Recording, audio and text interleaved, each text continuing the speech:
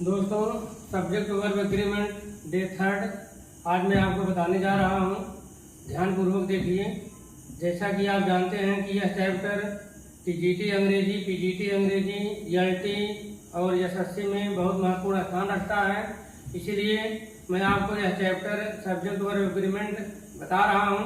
देखें, rule number 11। इसके पहले हम 2 दिन में काफ़ी नियम बनाए हैं, उसको आप देख लीजिएगा। तो रूल नंबर 11 है हार्डली का प्रयोग। हार्डली का प्रयोग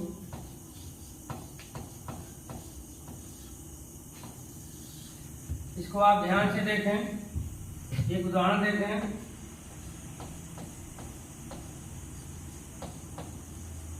मैं मुश्किल से ही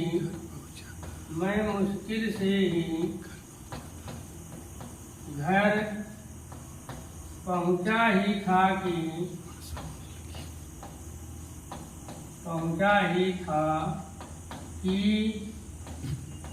वर्षा होने लगी।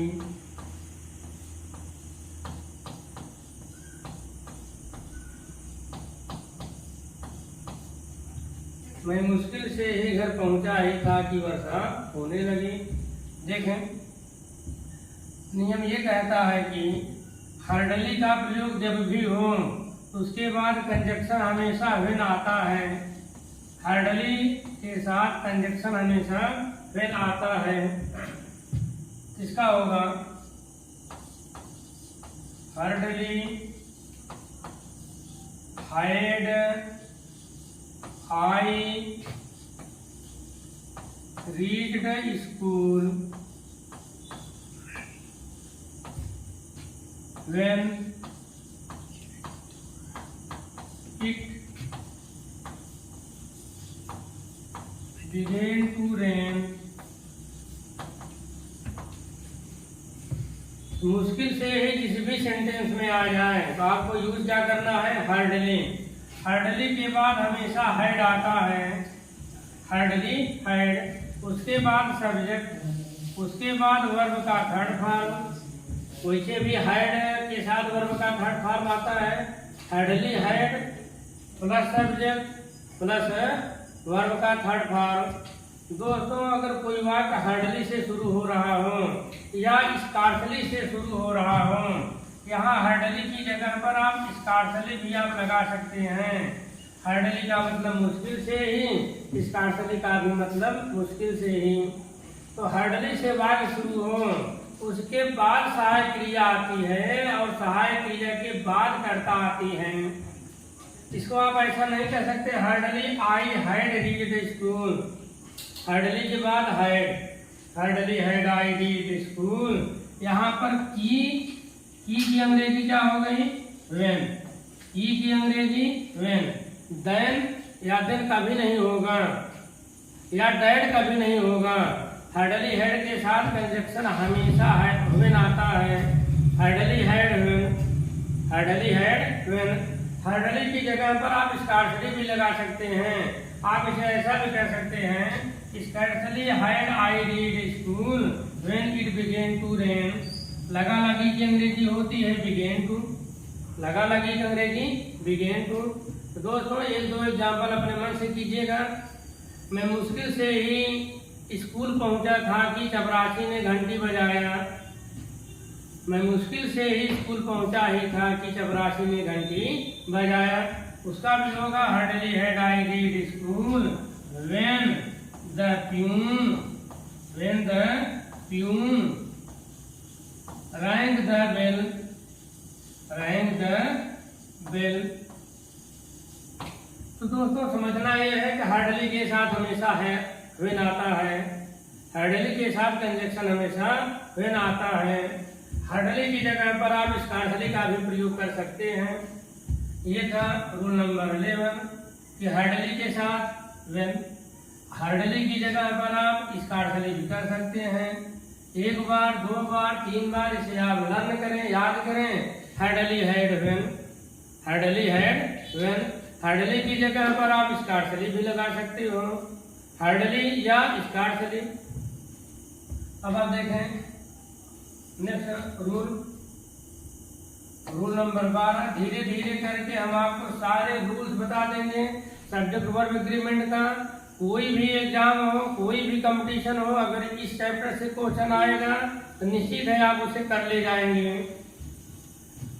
तो देखें, कहे ज्यों ही त्यों ही, ज्यों ही और हिंदी में रहे त्यों ही, कोई वाक्य ज्यों ही से शुरू हो और त्यों ही से शुरू हो, या जैसे वैसे, एक तरफ जैसे रहे दूसरी तरफ वैसे रहे, ज्यों ही त्यों ही, जैसे वैसे।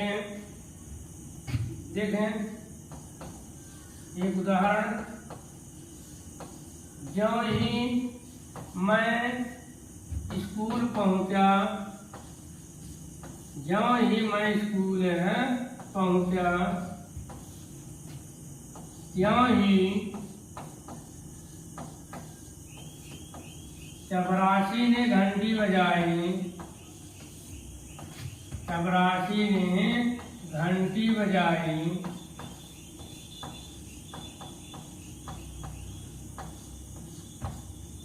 ज्यों ही मैं स्कूल पहुंचा त्यों ही चपरासी ने घंटी बजाई, जैसे ही मैं घर पहुंचा वैसे ही वर्षा होने लगी, जैसे ही मैं बाजार गया तो वैसे ही मेरी मम्मी का फोन आ गया।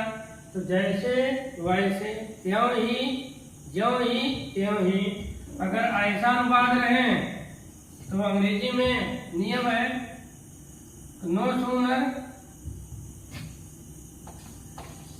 No sooner, no sooner did I reach school, no sooner did I reach school. अब त्यों ही अंग्रेजी then, then the peon rang the bell,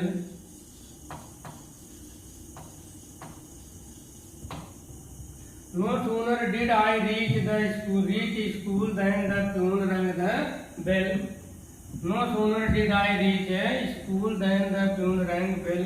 नियम ये कहता है दोस्तों, अगर नो सूनर से वाक्य शुरू हो, उसके अगर पास्ट इंडिफिनिट में वाक्य है, जो ही मैं स्कूल पहुंचा, ये पास्ट इंडिफिनिट है, टेंस बदल भी सकता है, ज्यों ही मैं स्कूल पहुंचता हूँ त्यों ही चपरासी घंटी बजा देता है।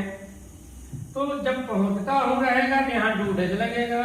अगर टेंस प्रेजेंट इंडेफिनिट है तो डू या डज लगाइए, अगर टेंस पास्ट इंडेफिनिट है तो डिड लगाइए। नो सूनर के बाद डिड, उसके बाद सब्जेक्ट, उसके बाद क्रिया का थर्ड फॉर्म। वैसे भी डिड के साथ क्रिया का थर्ड फॉर्म लगता है, डिड के साथ क्रिया का हमेशा थर्ड फॉर्म लगता है। समझने वाली बात दोस्त ये है कि नो सूनर डिड के साथ हमेशा कंजक्शन देन आता है। No sooner did then, no sooner did then, यहाँ क्यों ही अंग्रेजी देन, और वैसे ही अंग्रेजी देन, जैसे ही मैं स्कूल पहुंचा वैसे ही चपरासी ने घंटी बजाई, तो वैसे ही अंग्रेजी देन, और त्यों ही की भी अंग्रेजी होगी देन। उसके बाद जिस टेंस में वाक्य दिया हो उसी टेंस का अनुवाद कीजिए। चपरासी ने घंटी बजाई, ये पास्ट इंडेफिनिट टेंस है, वर्ब का सेकंड फॉर्म लगना चाहिए। द प्यून रंग द बेल, रिंग का सेकंड फॉर्म रंग, द प्यून रंग द बेल। तो अब इसको आप प्रेजेंट में भी कर सकते हो, जैसे ही वह घर पहुंचता है,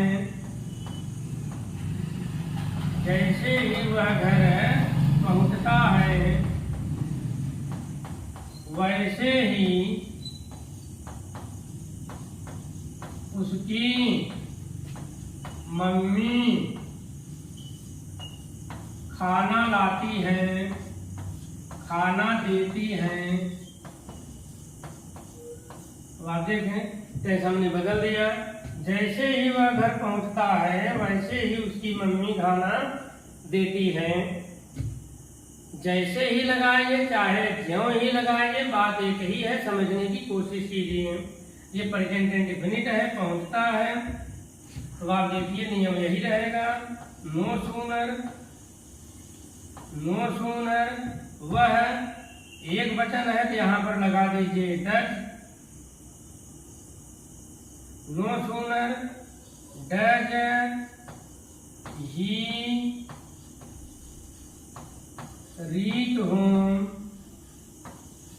दोनों में आप अंतर कर लीजिए। यहाँ पर हमने डिड लगाया है क्योंकि पास्ट इंडेफिनिट टेंस था, यहाँ पर हमने डज लगा दिया क्योंकि ये प्रेजेंट इंडेफिनिट है। नियम वही रहेगा, टेंस जो भी रहे। तो नो सूनर के बाद सहायक क्रिया लगाएंगे, उसके बाद कर्ता, उसके बाद क्रिया का part form. No sooner does he reach home then, अब वैसे ही अंग्रेजी देन, त्यों ही अंग्रेजी देन, उसकी मम्मी खाना देती है, उसकी मम्मी का अंग्रेजी हिज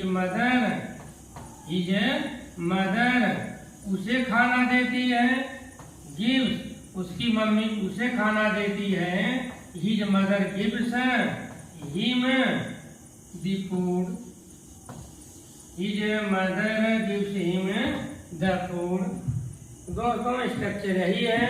तो नो सूनर के बाद हमेशा देन आता है। No sooner always requires then, no sooner के बाद देन।